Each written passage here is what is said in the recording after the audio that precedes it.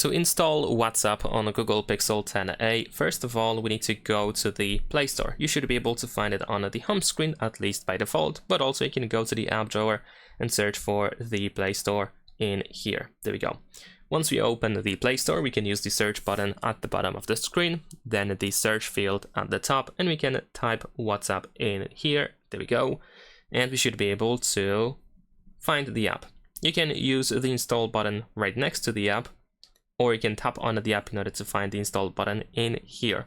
Once the app is installed, you can open it from the Play Store in here. You should be able to find the open button once it is successfully installed. There we go. You can also probably find it on the home screen if the option to automatically add new apps to the home screen is enabled, which usually is. And also, of course, you can find it in the app drawer. That is pretty much it. Leave a like and subscribe.